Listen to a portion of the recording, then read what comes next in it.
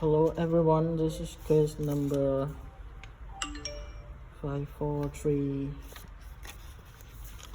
This is the iPhone SE 2020 SE second generation.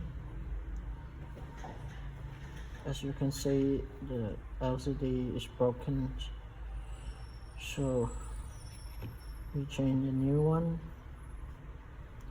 This is new LCD. If you have same model or any iPhone or iPad or Macbook or notebook,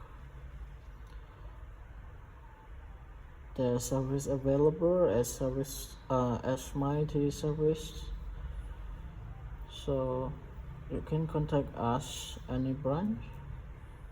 Thank you for this video. See you next time. Peace.